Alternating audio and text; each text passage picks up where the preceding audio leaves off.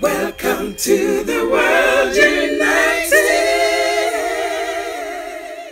Welcome to the World United. And we also would like to invite you for discussion about, because you are you call yourself as a business and spiritual businessman and amateur yogi. This is what you describe yourself.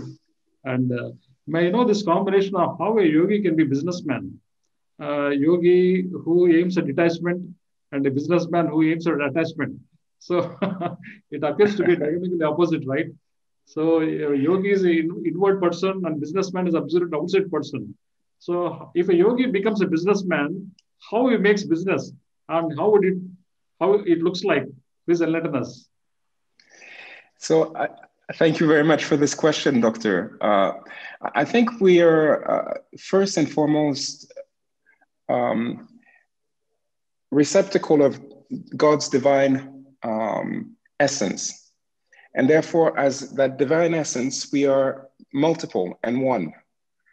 And so there is the ability in each one of us to be several different types of person and one at the same time. So I was fortunate to start yoga with Maître Khan, Master Khan, who is from Senegal, but spent most of his time in India when I was 7 years old. And much later, I got to learn about what is called Bikram yoga, what is called hot yoga today. And so I practice these from time to time. But most importantly, I've been educated by two parents from African descent who've always told me that you need to learn your whole life. So learning yoga has been extremely important for me and has been able to center me every single day when I do things. And more recently, I've learned more about meditation, which also helps. So I think all of these influences help you. And I think human beings are not one entity, one of one essence, but of many essence. Spending time with people from India and learning from you today, Doctor, and people from around the world is just contributing to being a better businessman. And every day to remember that I'm unique in my way, but I'm also just the same as everybody else, and I learn from everybody else. I don't know if I've answered your question this way, but this is who I am. If you observe the business models in every big business organization, we find two categories of people. One is called as geeks. Other is called as gawks. Geeks are those people who always follow the time-tested models. They won't take risks. They won't jump into adventures because they believe in mishaps. So they follow always the sure-footed, time-tested models. The other category is gawks. They're always flirty business-wise. They keep on changing the minds. They always are trendy. They always are adventurous. They are always just shifting. And with this, suddenly, so many young entrepreneurs have become business tycoons. For example, Jack Ma of Amazon. So many young entrepreneurs across the world, within one lifetime, within one generation time, within a decade or two, they became a multi-billionaire because of this geek psychology. So as a spiritual man, how do you find yourself as a geek or a gawk? One who follows the sure-footed model or otherwise adventurous model, or a combination of both, or you are emerging a third model? Exactly, you got to the point. I believe that we tend to put labels on people because that makes us more comfortable and secure. Yes, there are geeks, you're right. There are geeks in the corporate world. I've worked for Xerox for 15 years. So I've worked with people in Palo Alto who've developed things that we use today, the Windows and everything else. And yes, there are the other type that you mentioned, like Jack Ma. But I think there are several different types of people. And you can be a geek at one stage, you can be an entrepreneur at another stage. Today, I'm an entrepreneur after having been a very senior executive in the largest corporations in the world. So I think Labels just restrict us, but actually we all have the ability to expand and learn from everyone, as I'm learning today from you and from other people who have intervened. So I don't find myself in any box, but I'm an entrepreneur today, and I have developed multiple corporations. I've been the first investor in the largest business school in West Africa. There's over 10,000 people now. That was back in '92. And today I have a corporation that helps Fortune 500 companies as well as African companies to grow at a very fast pace, an advisory firm. But my spirituality is at the center of it. And I don't impose it on my clients.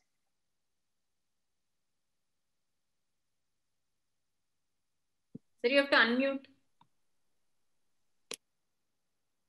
Yeah, okay. Spirituality, leadership, business, and management is a very powerful combination. And in this combination, from the perspective of spirituality, can profitability goes in hand with spiritual enlightenment. How That's this a loaded profitability, business profitability, and spiritual enlightenment go hand in hand or move like a hand in a glove? That's a loaded question. Well, the point I would make is you cannot lose your soul to material first. If you do, then you're going to lose part of your spirituality.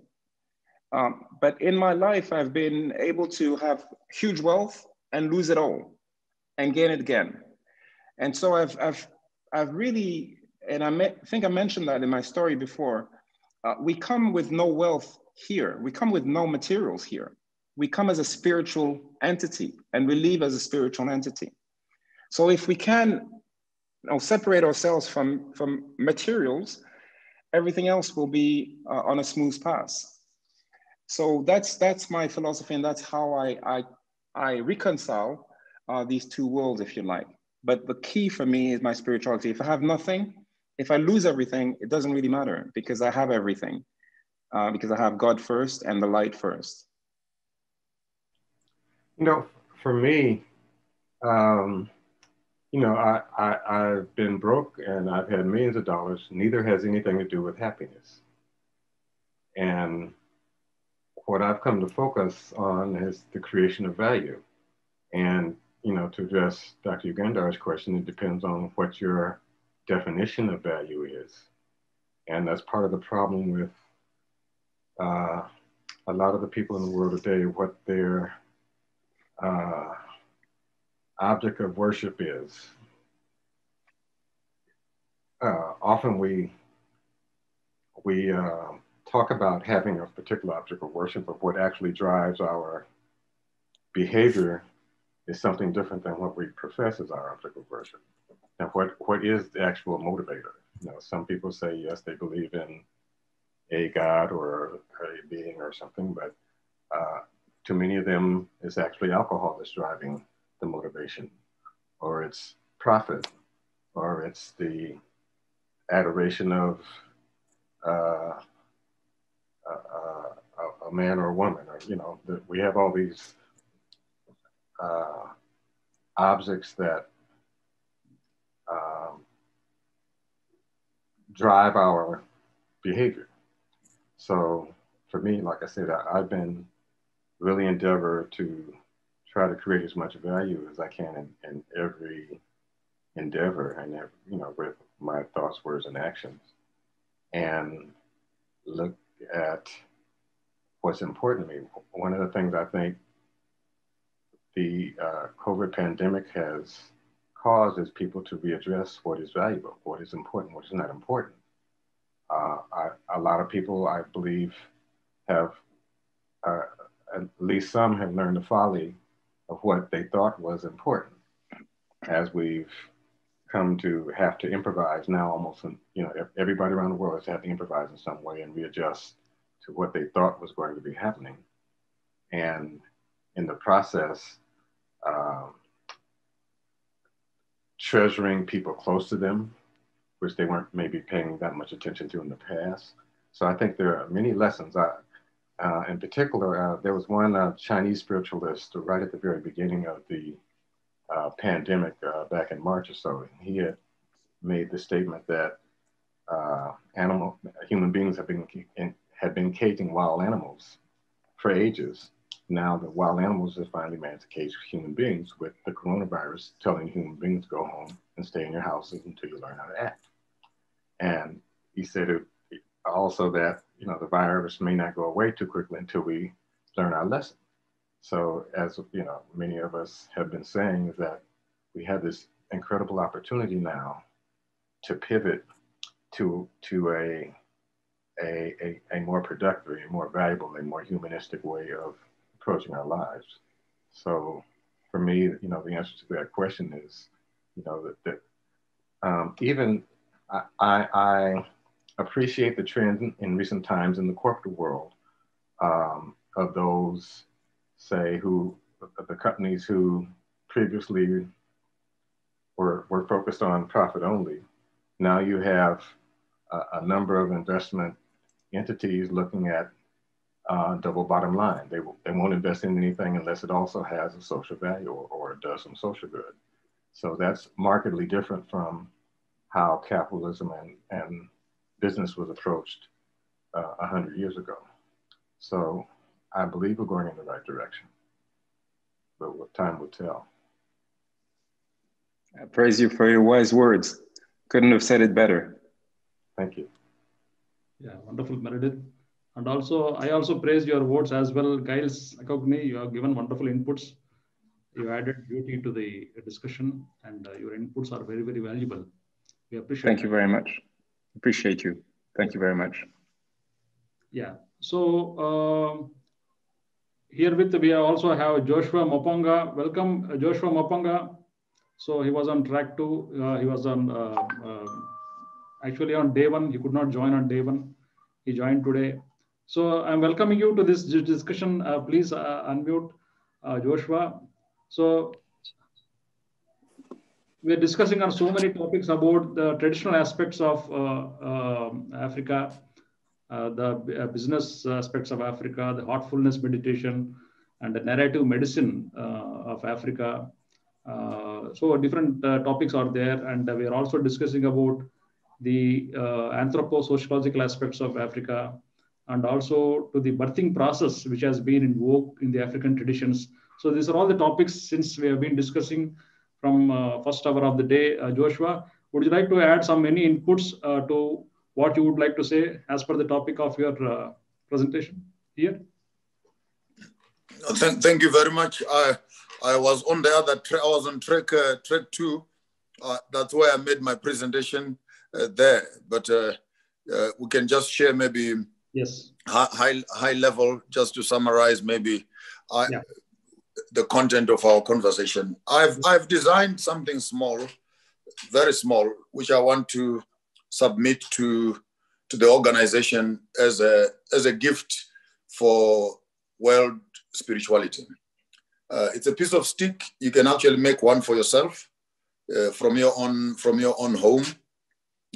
Basically, you just find a straight piece of wood or bamboo, whatever it is, and then you put 4 rings on it. 4 rings on it, and automatically, when you've done that, you will discover that you have 3 spaces that are actually coming out on the stick itself.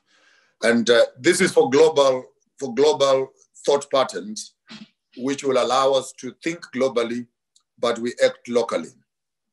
On the extreme end here, I will call this the West.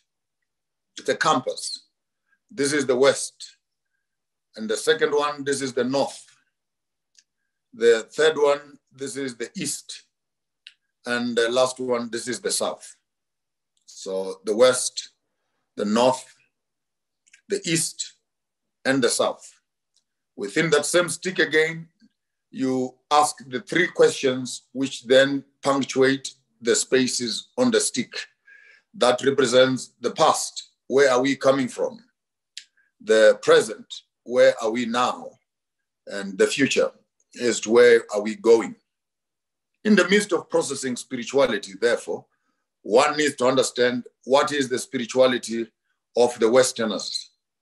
And I don't have a good memory with the Westerners because their invasion of other parts of the world has not been to develop spirituality, but to develop economics, which has come at a great price of destruction of humanity, nature, and the whole spirituality of the continent and the planet, from the Aborigines to America, to Africa, including their own habitat, which is Europe.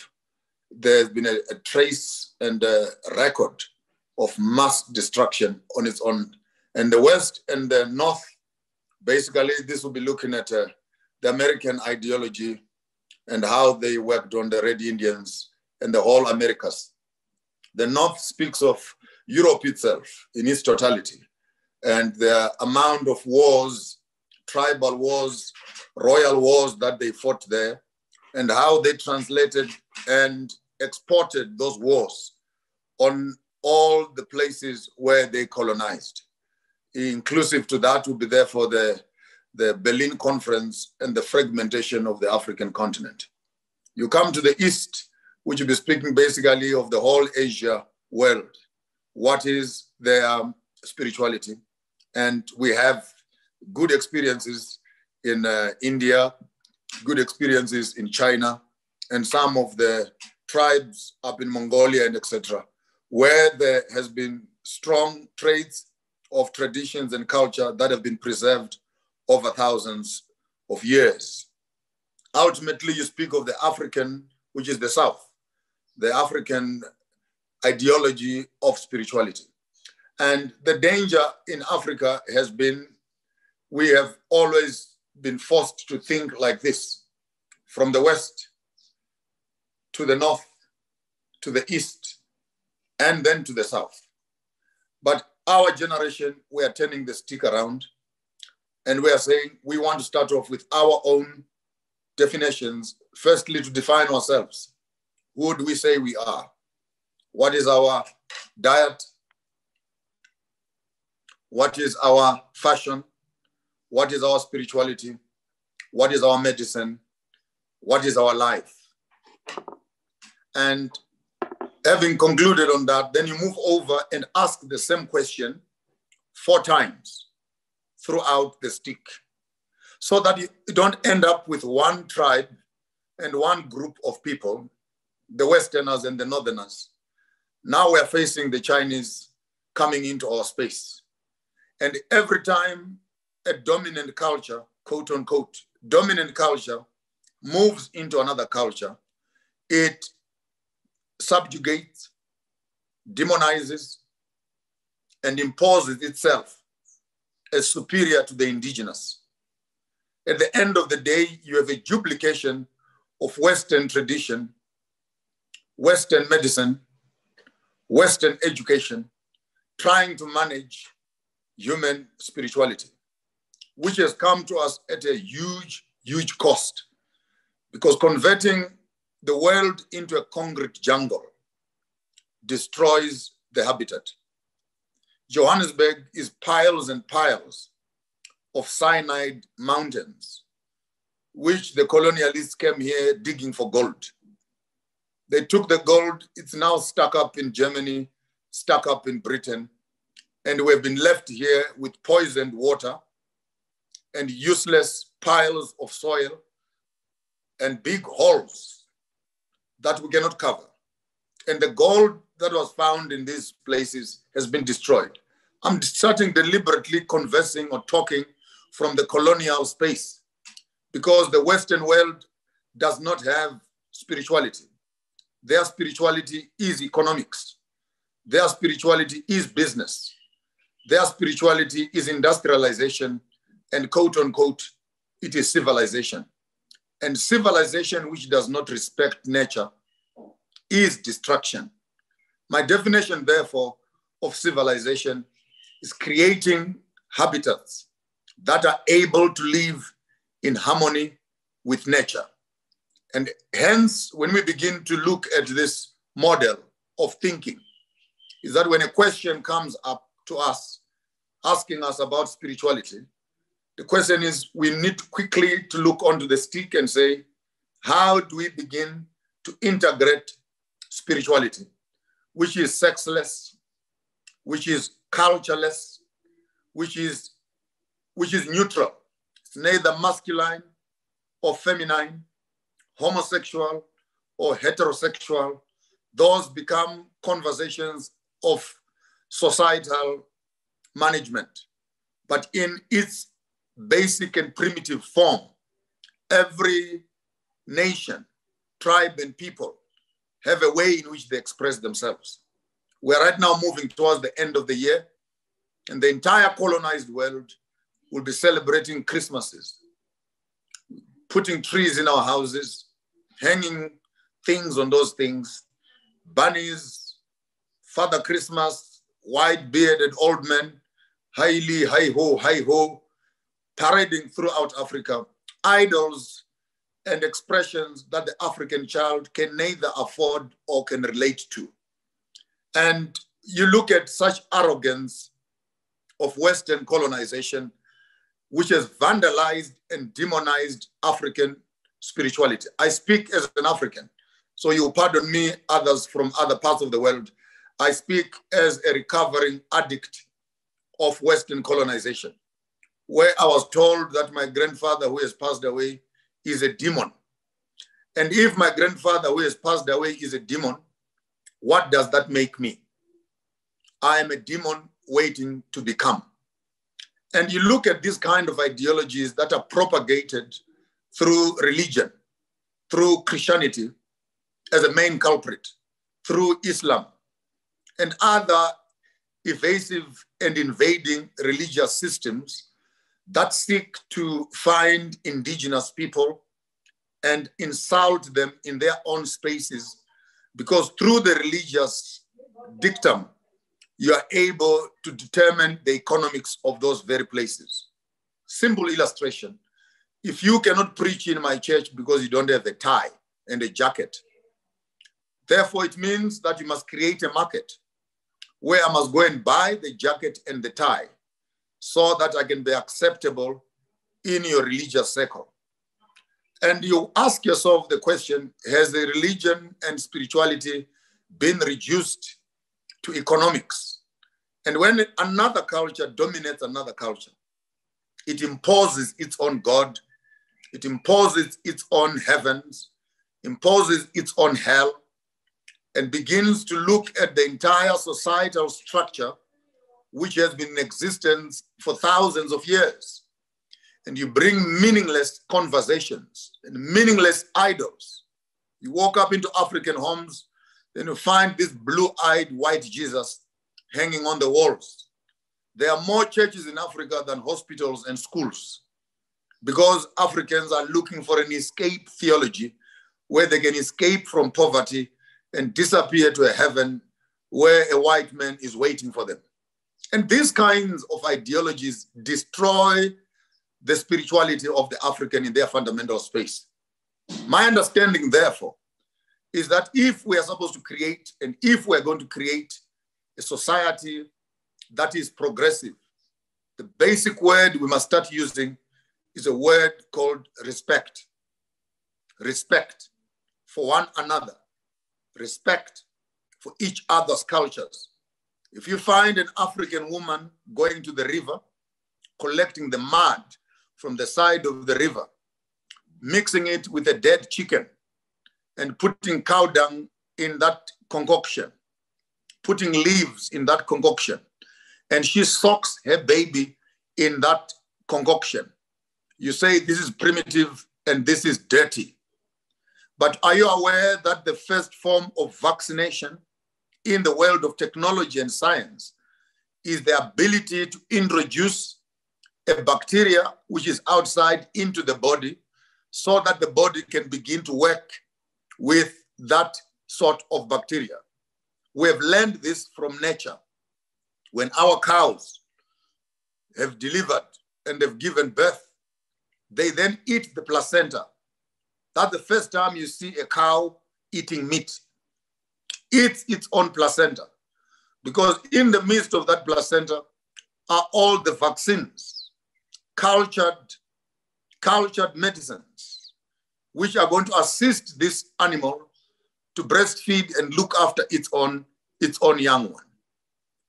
I grew up in a village where I was breastfeeding from more than 4 mothers, because the one who remained with us is the one who breastfed us for the day when the other women went to work in the fields.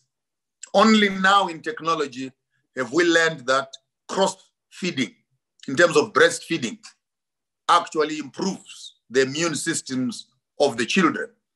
Here we are, as civilized and educated people who run to the shops to buy milk of goats, milk of camels, and milk of cows.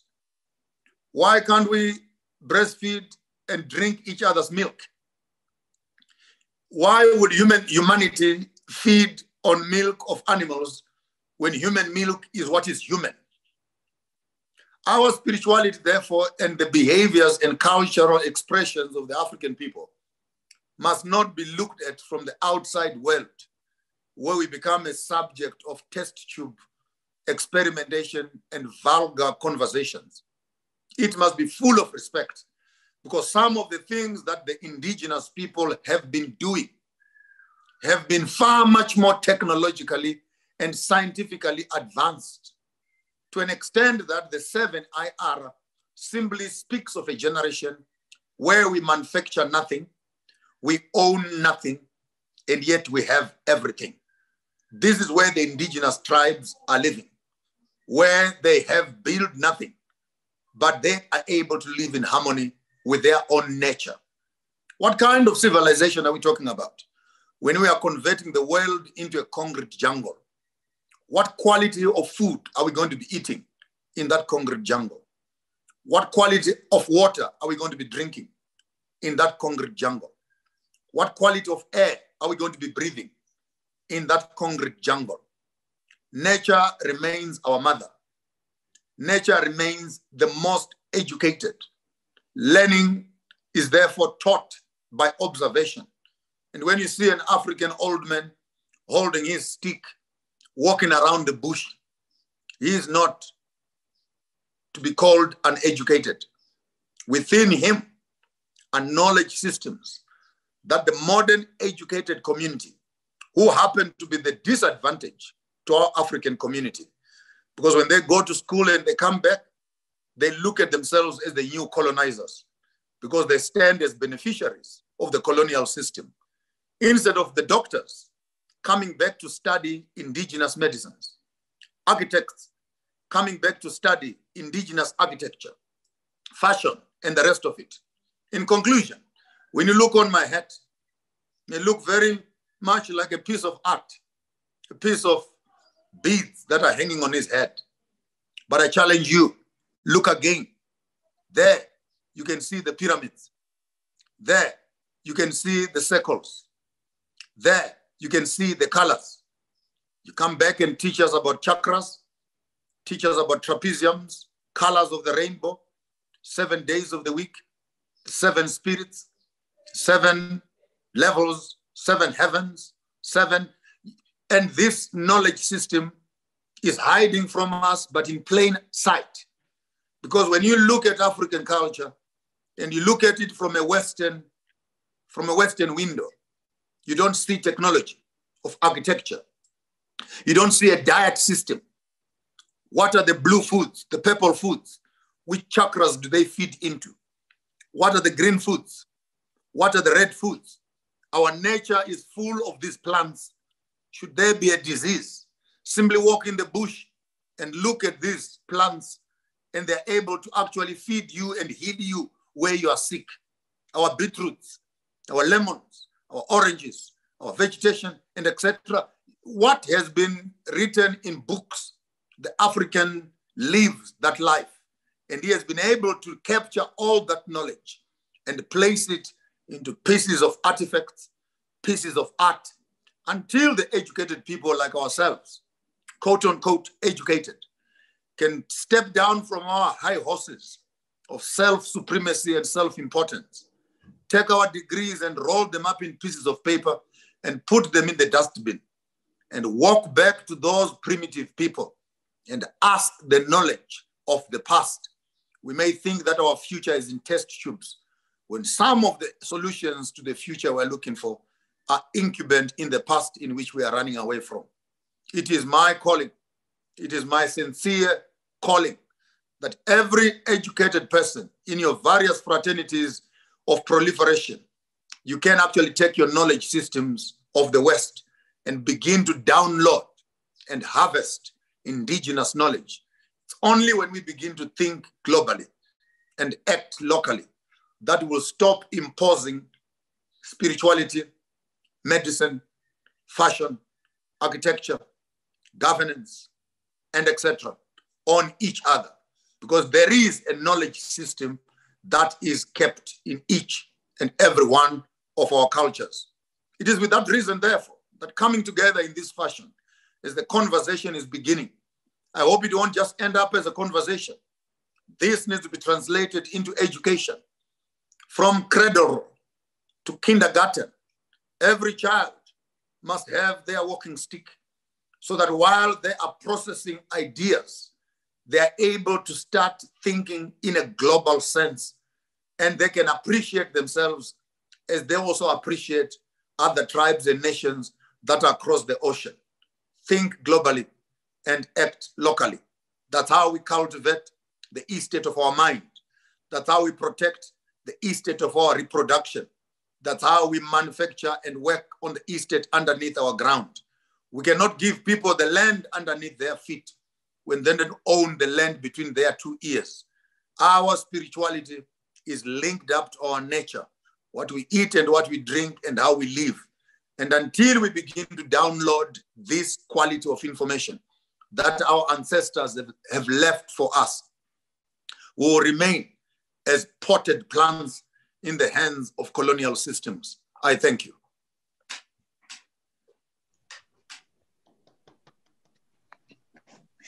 Thank you very much, Joshua. Full power.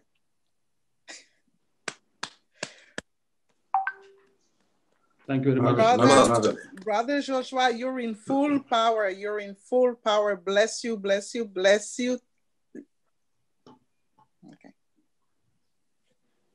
Where do you live, Joshua? Yes, I'm here. Where do you live? What country are you in? I live in South Africa, but originally from Zimbabwe. Zimbabwe, yes. Let's keep in touch, Brother Joshua. You're very powerful word all of us are going touched us all. With everyone else. See, events happen. I've been talking from day one. Events happen across the world.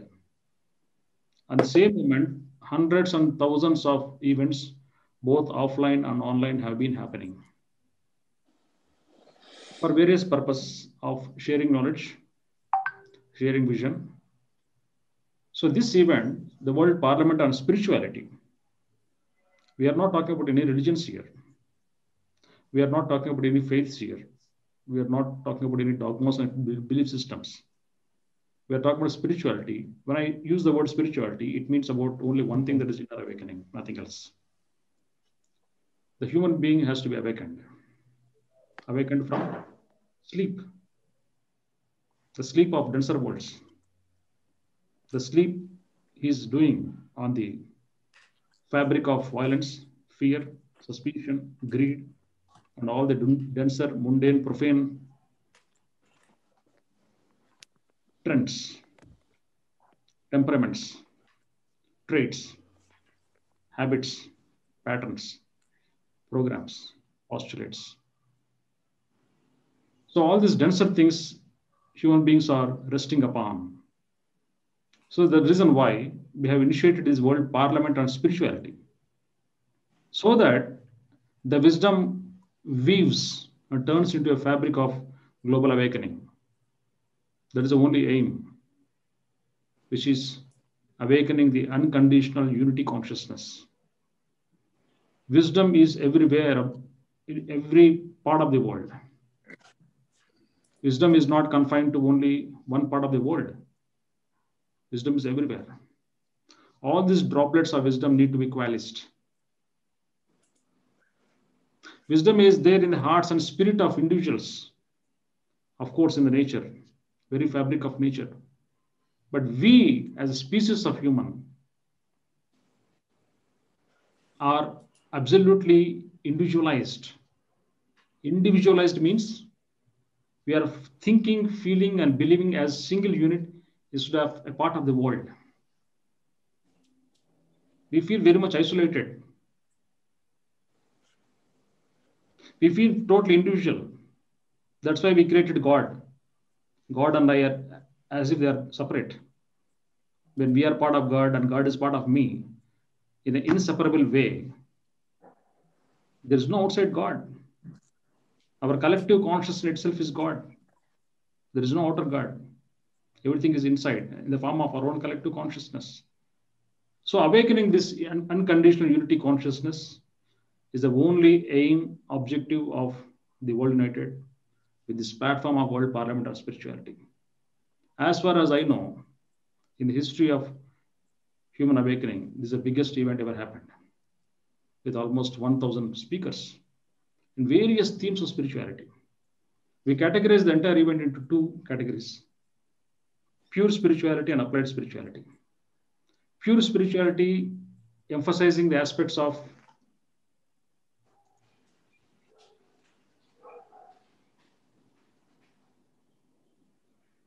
inner awakening, and applied spirituality emphasizing the aspects of application of spiritual wisdom to various dimensions of social reality, be it spirituality for health, education, environment, youth and women empowerment, arts and culture, business and management, governance, politics, interfaith unity, so on and so forth. Disability management as well.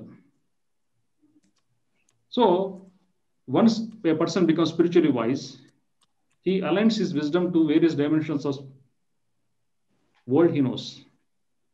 And we are all here to share our knowledge and wisdom in various dimensions and various forms and formats. And we created a structure for this event. And the events always fade out because of lack of follow-up, lack of evolution of the event, lack of evolution of the event into a movement. For us, the World United is not an organization. We don't call it a organization because the very word organization has got a word organ in it. That means a part, not whole. We are not representing a part. That's why we don't call ourselves organization.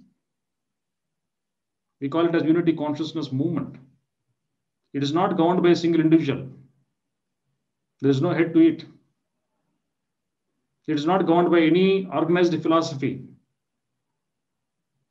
The World United is amalgam of all the bits and pieces of wisdom everywhere in the world. Wisdom of every part of the world is ours. Knowledge of every part of the world is ours. The World United belongs to the public, people of the world. It does not belong to any particular group of individuals living somewhere in some part of the world. No. So we are inviting people, all the wise men whom we know across the world, who have been invited as speakers here, panelists here, so that we discuss, not only to share our knowledge, but be a part of it. Be a part of this evolving movement. So that our isolated, scattered impact of our own individual self reach the masses of the world in an even more powerful way when we are united. Some speaker has a topic: united we stand, divided we fall. True. United we can do miracles, we can do wonders. Just because the consciousness of unity is not lacking, was outstandingly lacking, colonialism started. It is just because of lack of unity consciousness everywhere in the world. It is lack of the unity which has become a platform for all the colonialism. which has become a root cause of all the destruction, massacre, violence, what Joshua Mapanga was talking about. Just because of lack of unity. Let the wise men of the world come forward.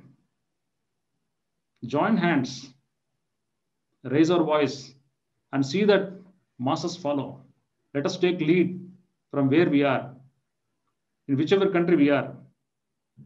Let it Botswana, let it be Egypt, let it be Sierra Leone, let it be Burkina Faso, let it be Seychelles Islands, let it be a Micronesian Islands, be it India, Afghanistan, America, Peru, Chile,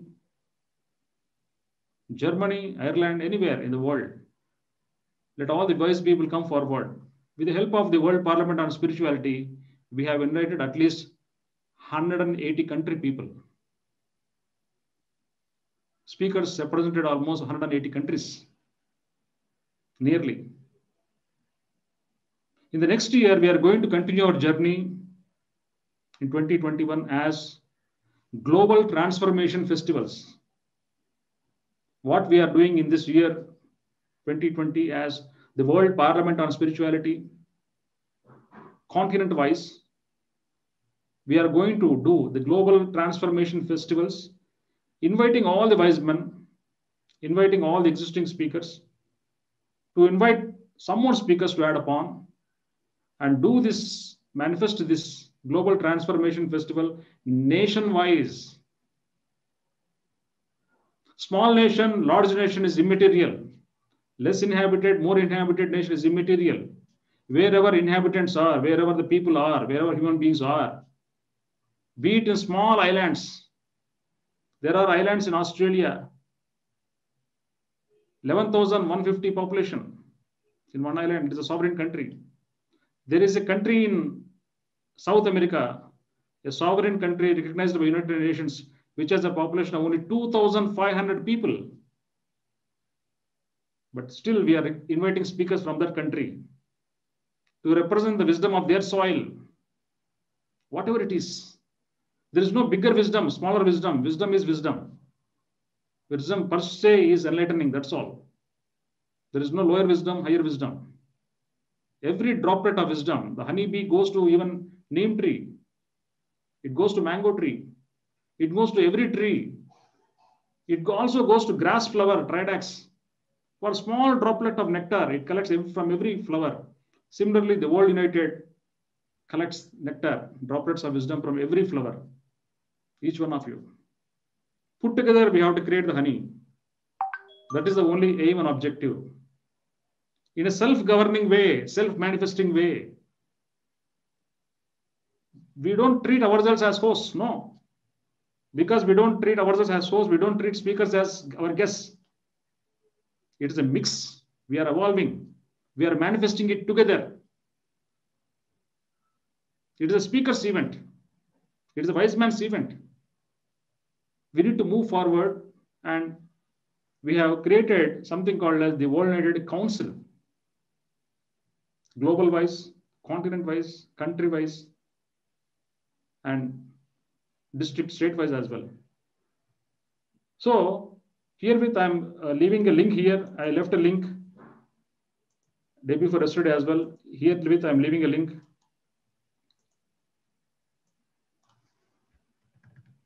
So please take your inner call about how you would like to join. Follow your inner voice and be a member.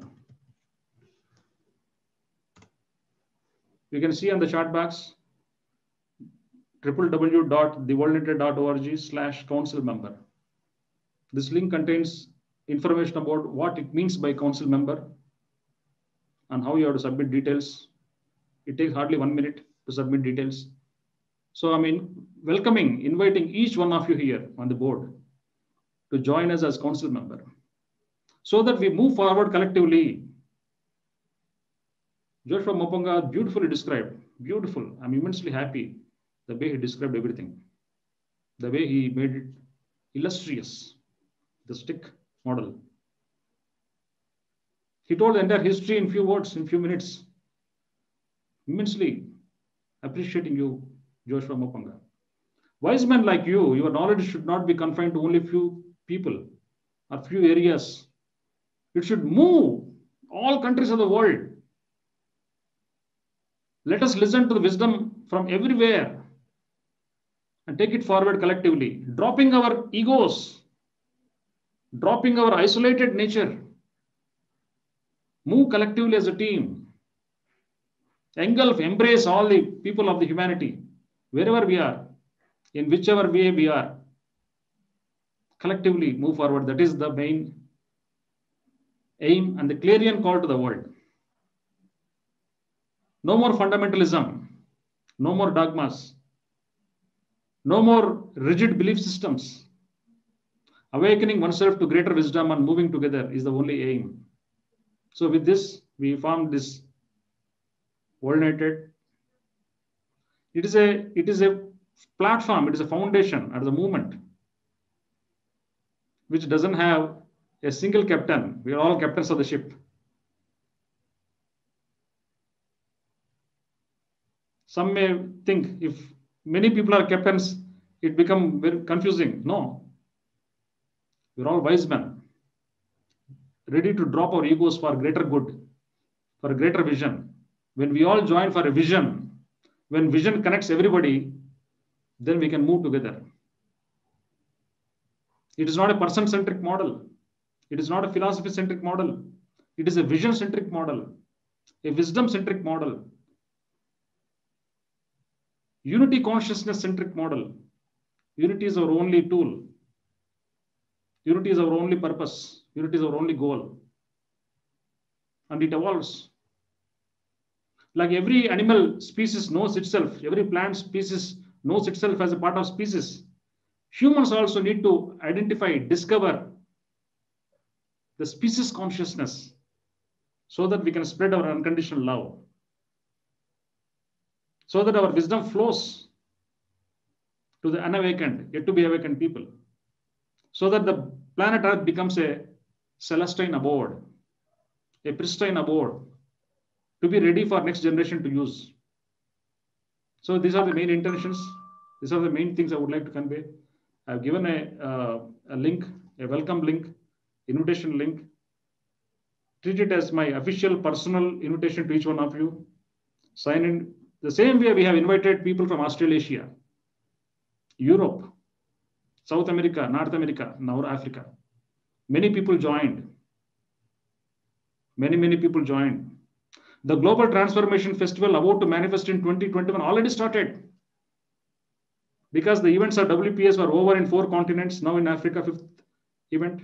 The 4 continent speakers and their teams are already on the job of inviting speakers for Global Transformation Festival with 10,000 speakers from 200 nations. We want 10,000 spiritual leaders. The selection of the speaker is not by reputation. Selection of the speaker is not by propaganda. Selection of the speaker is only by worthiness. If you do only one event for the entire world, so many people do not have opportunity, cannot have opportunity to express themselves. It is impossible for them to express themselves. That is the reason we divide 6 continents this time. So that everybody gets a chance, opportunity to share the wisdom of their soil, the wisdom of their tradition, the wisdom of their family, the wisdom of oneself. So now we are moving ahead in an expanded way by way of manifesting country-wise, so that everybody will have an opportunity to express their wisdom in their language. I had a very tough time when I was working with South America. 90% plus of our speakers do not know English. I do not know Spanish and Portuguese. I cannot speak a single word in Spanish and Portuguese. I cannot speak in French and Afrikaans. My mother tongue is not English. I can speak a little English as a medium of communication. And they cannot understand my English. We had a very tough time. They also had a very tough time communicating with me. We used technology, Google Translate. We used interpreters for us. We employed translators for communication And South America built such a powerful energy. It's very surprising energy. 170 speakers came forward from all the 14 countries of South America. Half of the continent speaks in Portuguese, Brazil. Remaining half of the continent speaks only one language, Spanish. They have the same problems like Africa. Their traditional wisdom has been destroyed. The Andean wisdom, the Inca wisdom, the wisdom of Mayans, the age-old wisdom of sundials, the wisdom of Machu Picchu, Eastern Islands, the wisdom of entire Yucatan Peninsula has been destroyed because of the hidden motives, hidden agenda of so-called powerful countries. They have the same problems. India was once a rich country in the world. 100 years ago, none of the world has gold mines, only India. Entire gold used to come to India. The merchants of the world used to come there with their products, with the gold, and take the products from India as a barter system. Indians used to sell products and take gold. In a barter system, entire gold used to come to India. The very meaning of the word rupee, the currency of India, means silver. That was the level of gold and silver in this land. Everything has been looted. The economy is destroyed. Everywhere the same problem. So with the help of spirituality alone, we can revive happiness. We can revive the forgotten joy. We can revive the forgotten unity among the masses, removing all the dimensions of greed, violence, suspicion, fear, anger, hatred, everything. It is possible through you and me. If not us, who else is going to do it? If not now, when we are going to do it? It is now and here we have to start this evolving movement. So these are my inputs, dear friends. I would like to listen from each one of you about how we can add your energy, how your inputs are for this evolving unity consciousness movement. I begin with Edmund Ladla.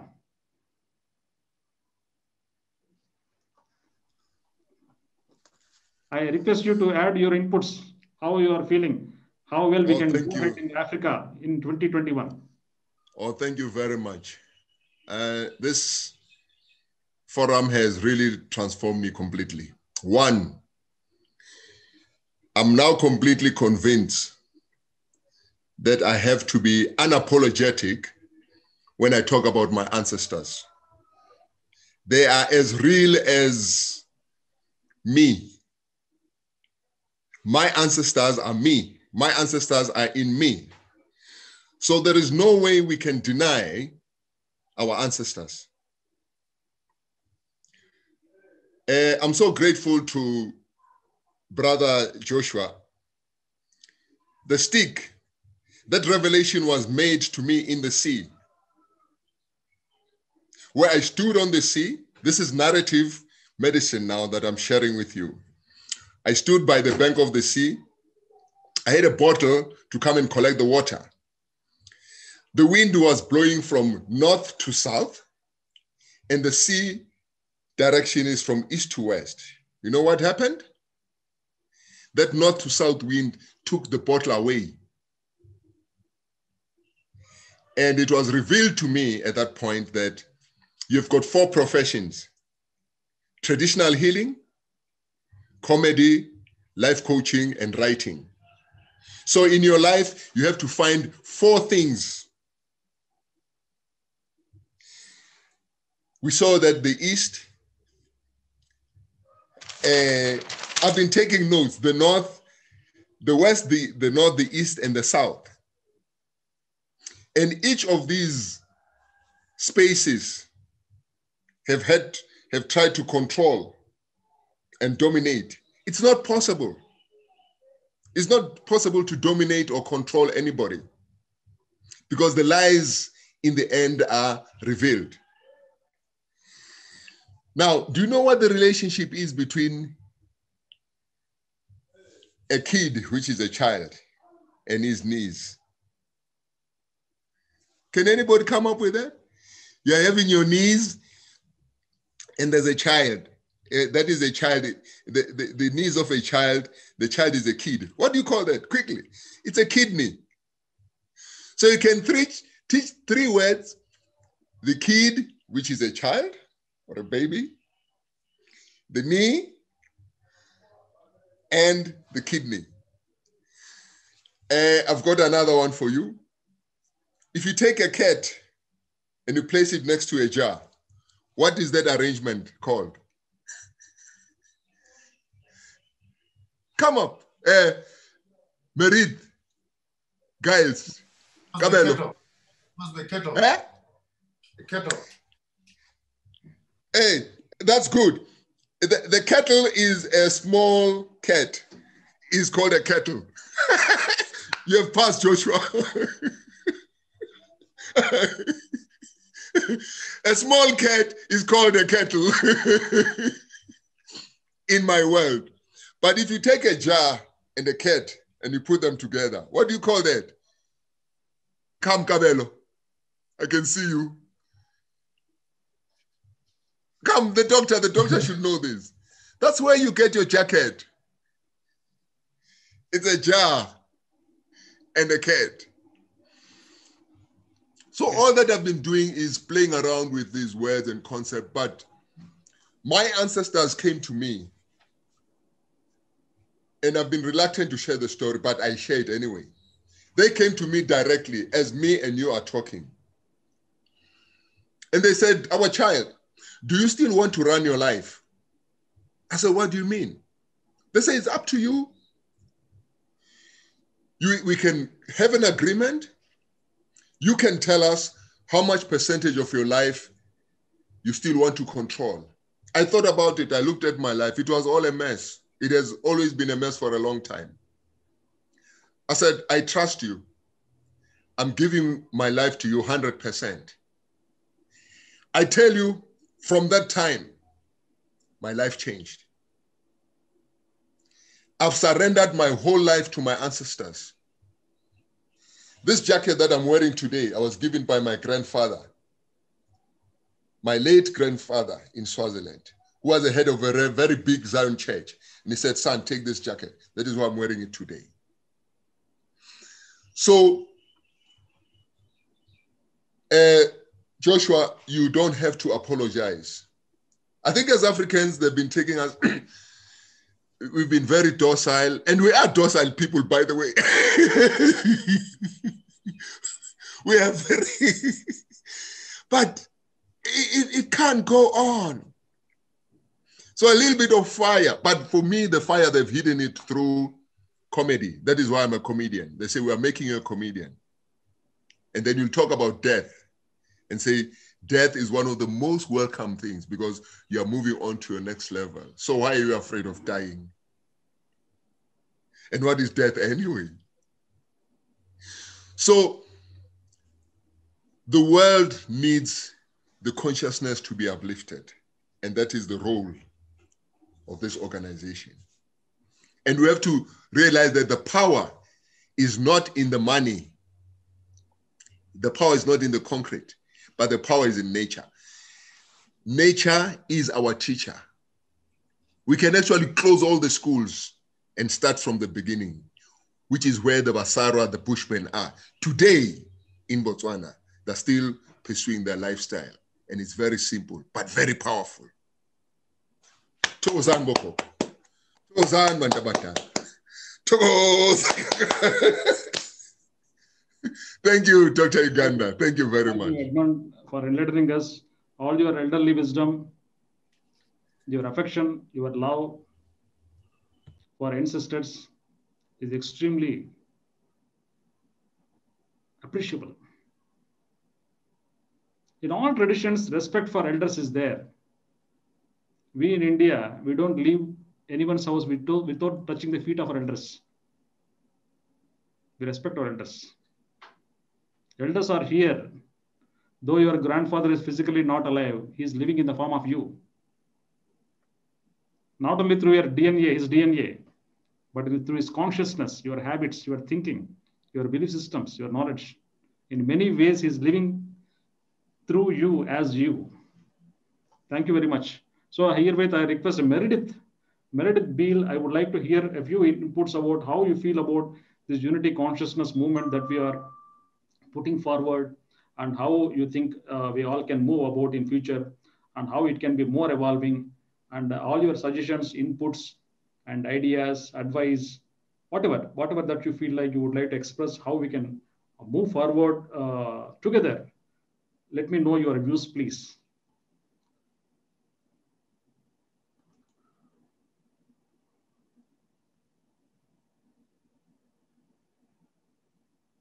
You're muted, Meredith. You're muted. So sorry. Thank you again for inviting me to participate in this wonderful gathering of so many wonderful spirits and people with great intentions. I've really treasured the inputs from all of the men and women of wisdom that have shared their experiences and intuition and insights. And it's just a very inspiring event to be associated with. And I'm so glad that it emerged at this critical time in world history, when so many people are so challenged, when spiritual desolation seems to be taking over the land. And even before the corona pandemic, you at least as I traveled around, I could see people searching for something. And the fact that now a growing number of people are coming together to pursue the future direction and look for the answers. I always consider human beings being an infinite treasure of wisdom, an infinite reservoir of ideas and solutions. So now that so many of us are delving internally to look for these solutions, again, I'm inspired even more.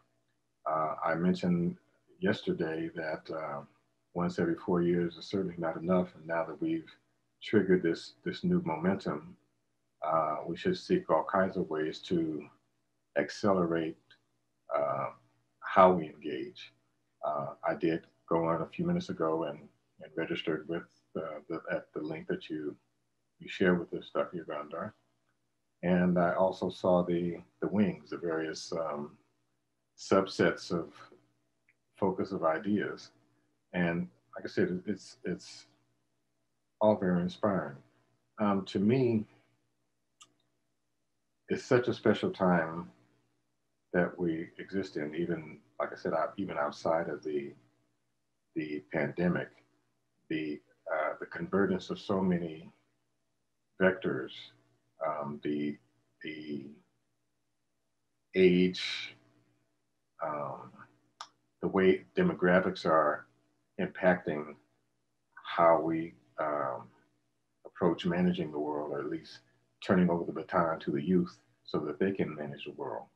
And that's one of the reasons why I signed up in the education wing, because that's one of the most critical ones, I think, in terms of going forward and making sure that we,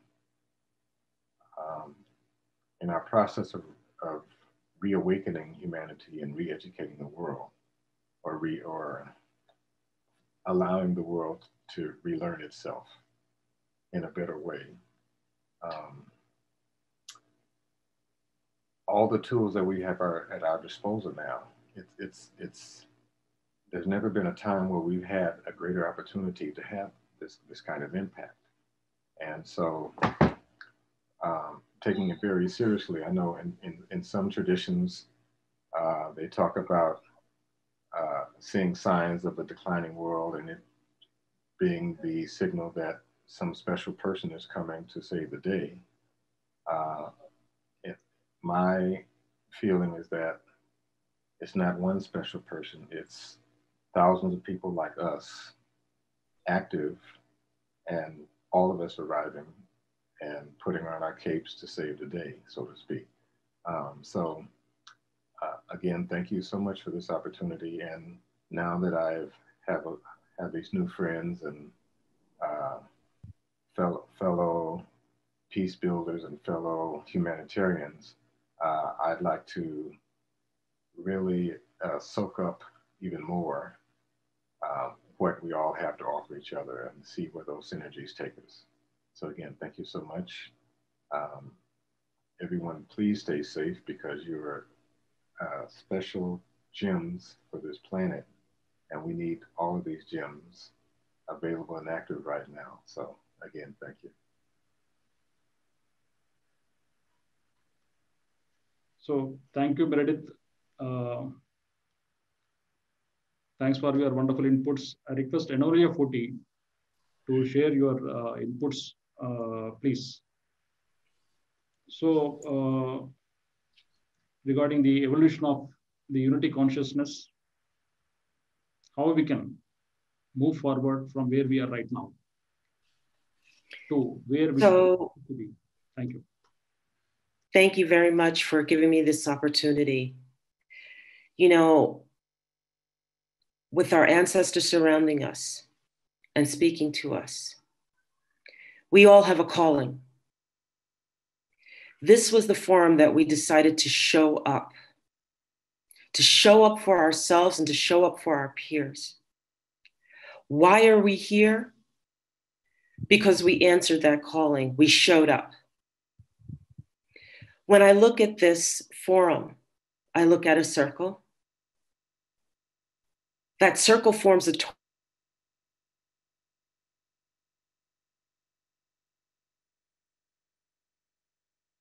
expands. Now is our time as the people that we are to form that torus and to allow that expansion. Now is that time that we complement each other for the wisdom that we bring to move forward.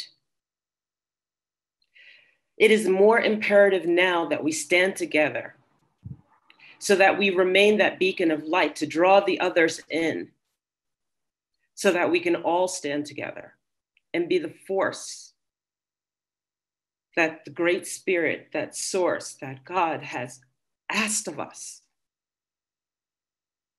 In one form or another, at some point in our lives, we all said yes. We said yes to showing up at this time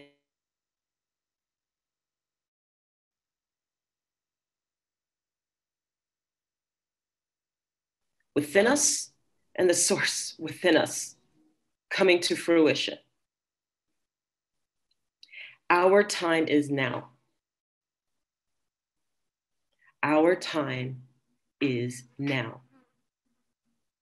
So we may not know what the road of how looks like, but we understand that we are supposed to be together and explore that how. To allow that path to unveil through us, within us.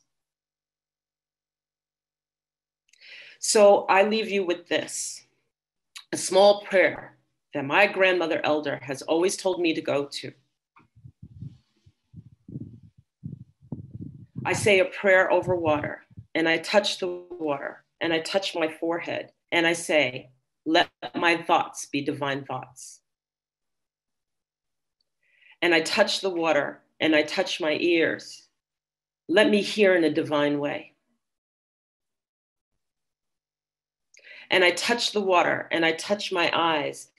Let me see what the divine would have.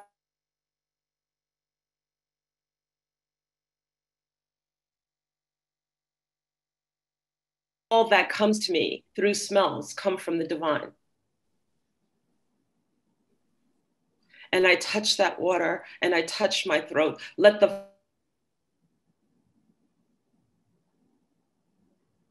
come from the divine. And I touch that water, and I touch my mouth. Let the divine speak through me. And I touch that water, and I touch my heart. And let all that I have to say come through my heart, led by my heart.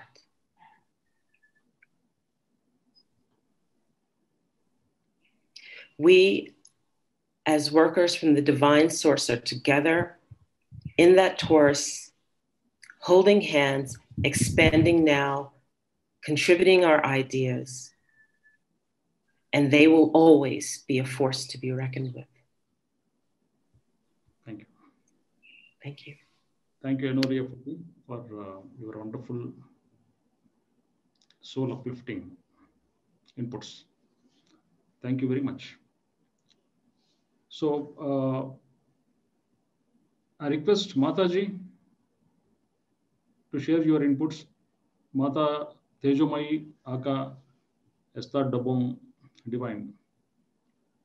I met her in the city where I live, Hyderabad, India, in the year 2012, on the occasion of the first World Parliament on Spirituality. Because it was the first event of its type in the history of the world, we had a very tough time in structuring the event, inviting people. Speakers came all over the world, 56 nations. Participation was there. We hoisted the flags of all these 56 nations representing all these 6 continents. There were 208 speakers on the first World Parliament with 25 spiritual cultural programs, around 65 sessions in 4 halls simultaneously. And we gave a call on 21st December 2012, 10 million people to meditate wherever they are. 42 million people signed up that time.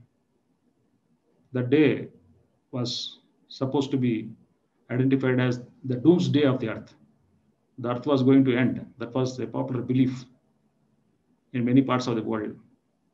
And we wanted to appreciate that as the new beginning instead of the end of the world. So we decided to continue the World Parliament once in every 4 years. The second one happened in 2016, and third one virtually on the screen.